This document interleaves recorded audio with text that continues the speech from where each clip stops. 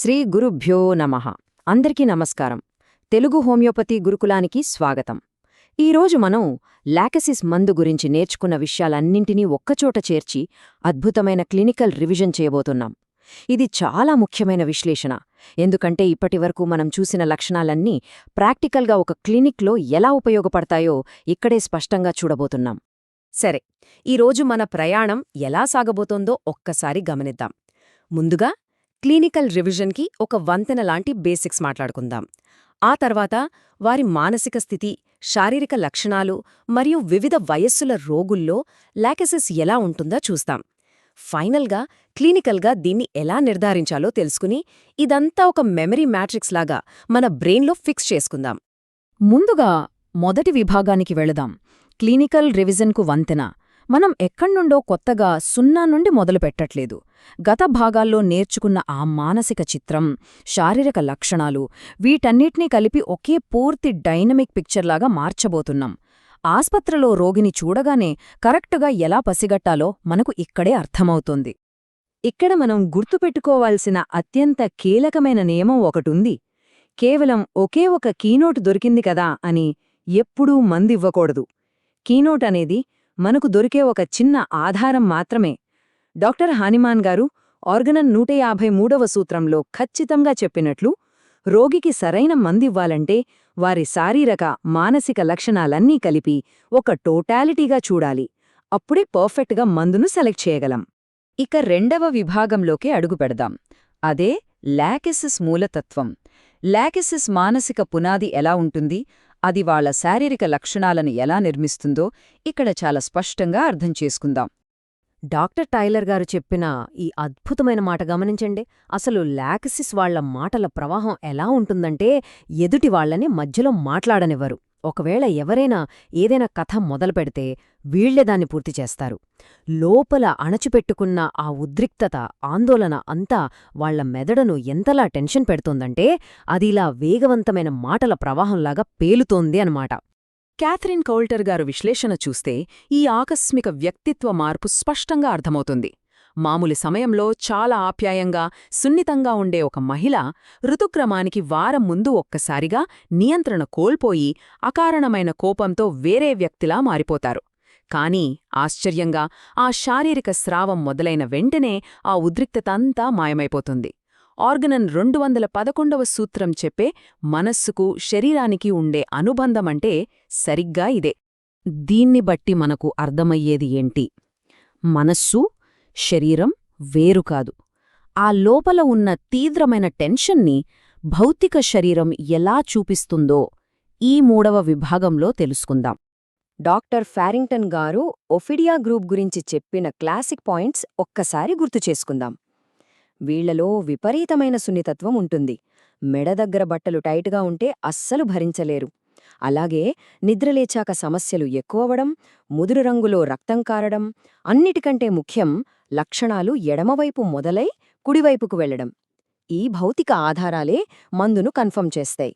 ఇప్పుడు 4వ విభాగం, వివిధ రోగులలో లాకసిస్ ఎలా కనిపిస్తుంది. ఎందుకంటే ఒకే మందు, లక్షణాలు అందరిలో ఒకేలా కనిపించవు కదా. కేవలం ఒక వయసు వారికే ఈ మందు సరిపోతుంది అనే అపోహను తీసేసి 4 భిన్నమైన రోగులను ఇప్పుడు పరిశీలిద్దాం. కౌల్టర్ గారి విశ్లేషణ ప్రకారం, ఉదాహరణకు ఒక యువ రోగిని తీసుకుంటే వాళ్లలో ఈ లాకసిస్ ఎలా బయటపడుతుందంటే, స్నేహితుల మీద విపరీతమైన పొజెసివ్నెస్ చూపిస్తారు. నా వాళ్లు నాకే సొంతం అనే తీవ్రమైన ఎమోషన్ ఉంటుంది. అది కాస్త భయంకరమైన అసూయగా మారిపోయి హఠాత్తుగా స్నేహితుల మీదే శత్రుత్వం పెంచుకునే స్థాయికి వెళ్తుంది. అదే ఒక వయోజన మహిళ విషయానికి వస్తే పరిస్థితి వేరుగా ఉంటుంది. ఋతుక్రమానికి ముందు శరీరంలో ఆ అణిచివేయబడిన శక్తి ద్రవాలుగా నిలిచిపోయి విపరీతమైన కోపం, చిరాకు, టెన్షన్ పెరిగిపోతాయి. కానీ ఎప్పుడైతే ఆ పీరియడ్స్ ఫ్లో మొదలవుతుందో అప్పుడు ఆ బాడీలో ఉన్న టెన్షన్ అంతా రిలీఫ్ అయిపోయి వాళ్ళు చాలా ప్రశాంతంగా ఫీలవుతారు. ఇక మెనోపాజ్ దశలో ఉన్న మహిళల్లో ఇది మనం చాలా క్లాసిక్గా చూడొచ్చు. సహజంగా జరగాల్సిన ఆ శారీరక స్రావాలు ఆగిపోవడం వల్ల ఆ లోపల వేడి, టెన్షన్ అంతా ఎక్కడికి పోలేక విపరీతంగా పెరిగిపోతాయి. అది హఠాత్తుగా మూడ్ స్వింగ్స్ రావటం, హాట్ ఫ్లాషెస్ రావటం, లేదా తీవ్రమైన కోపం, హిస్టీరియా లాంటి లక్షణాలుగా బయటపడుతుంది. మరి మగవాళ్లలో లాకసిస్ ఉండదా అని మీకు డౌట్ రావచ్చు. ఖచ్చితంగా ఉంటుంది. వీళ్ళు తమ వృత్తిలో చాలా సక్సెస్ఫుల్గా ఉంటారు. పాము కాటేసినంత స్పీడ్గా నిర్ణయాలు తీసుకుంటారు. చాలా షార్ప్గా ఆలోచిస్తారు. కానీ వీళ్లలో కాస్త అహంకారం, విపరీతమైన పోటీతత్వమూ ఉంటాయి. అలాగే వీళ్ళు గుండె సంబంధిత సమస్యల బారిన పడే అవకాశం చాలా ఎక్కువగా ఉంటుంది. సరే, ఇప్పటిదాకా బాగానే నేర్చుకున్నాం. కానీ ఈ నాలెడ్జ్ని ప్రాక్టీస్లోకి అంటే క్లినిక్లోకెలా తీసుకురావాలి? 5వ విభాగం క్లినికల్ రీజనింగ్ మరియు డిఫరెన్సియేషన్ ద్వారా దీన్ని పరీక్షించి చూద్దాం. ఒక మంచి మాస్టర్ హోమియోపతి డాక్టర్ ఆలోచించే విధానం ఇక్కడే తెలుస్తుంది. ముందు పేషెంట్ని జాగ్రత్తగా గమనిస్తాం. ఆ తరువాత అందులో విశిష్టమైన లక్షణాలు పట్టుకుంటాం. ఇంకా ఏవైనా ఆధారాలు మిస్సయ్యాయా అని చూసి వేరే మందులతో సరిపోల్చుకుంటాం. ఫైనల్గా ఆ టోటాలిటీకి పర్ఫెక్ట్గా సెట్ అయ్యే మందును నిర్ధారిస్తాం. ఇప్పుడు ప్రాక్టికల్గా ఆలోచిద్దాం. ఒక పేషెంట్ వచ్చారు. వాళ్ల గొంతు ముదురు ఎరుపు రంగులో వాచిపోయి ఉంది, విపరీతమైన మత్తు, బాగా నీరసంగా ఉన్నారు. ఈ లక్షణాలు చూడగానే ఎవరికైనా లాకెసిస్ గుర్తొచ్చేస్తోంది కదా? కానీ వెంటనే ఆ మందుచ్చేస్తామా? లేదు. ఇక్కడ ఇంకేదో మిస్ అవుతోంది. మనం ఇంకొన్ని స్పష్టమైన క్యారెక్టరిస్టిక్స్ వెతకాలి. అవేమయుంటాయి? ఎందుకంటే ఫారింగ్టన్ గారు హెచ్చరించినట్లు లాకెసిస్కి అమోనియం కార్బ్కి పైకి చూస్తే ఒకేలాంటి లక్షణాలున్నట్లు అనిపిస్తోంది. కాని అవి ఒకదానికొకటి పూర్తి వ్యతిరేకం. లాకెసిస్లో చర్మంపైన తేలికపాటి స్పర్శ తగిలినా అస్సలు భరించలేనంత సున్నితత్వముంటుంది. అదే అమోనియం కార్బ్లో లోపల కండరాల వరకు వెళ్లే పుండులాంటి నొప్పుంటుంది. ఈ తేడాను పసిగడితేనే మనం కరెక్ట్గా డిఫరెన్షియేట్ చేయగలం. మరో క్లినికల్ కేసు చూద్దాం. టైఫాయిడ్ ఫీవర్ బాగా ముదిరిపోయిన స్థితి. విపరీతమైన నీరసం, స్రావాలన్నీ భయంకరమైన దుర్వాసన వస్తోంది. నాలుక వణుకుతూ పళ్లకు తగులుతోంది. ఇన్ని డీప్ మెడిసిన్స్ ఉన్నప్పుడు దీన్ని లాకెసిస్కి ఎందుకివ్వాలి? దీన్ని ఎలా వేరు చేస్తాం?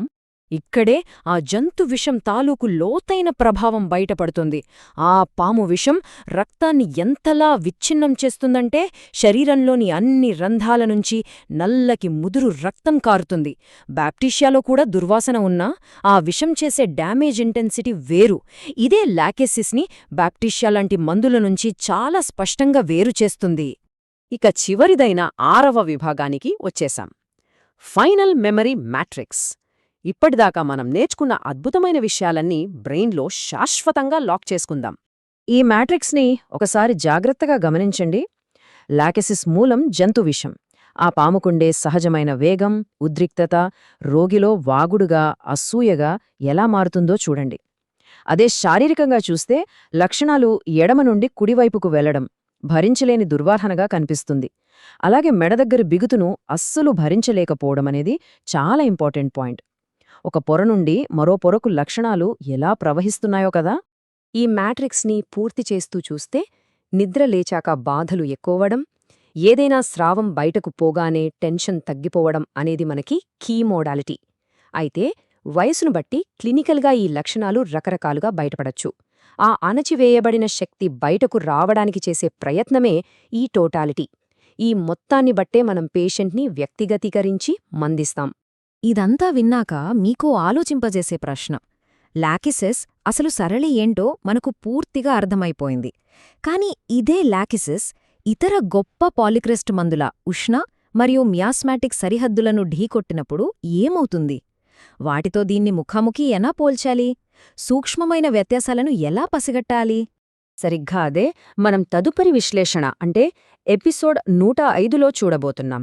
లాకెసిస్, నక్స్వామికా, సల్ఫర్ మరియు సెపియాల మధ్య ఉన్న థర్మల్, మియాస్మాటిక్ తేడాలని అందులో చాలా లోతుగా విశ్లేషిద్దాం. ఆ తర్వాత 106, 107 భాగాలు కూడా మనకోసం రాబోతున్నాయి. జై శ్రీకృష్ణ వాసుదేవా.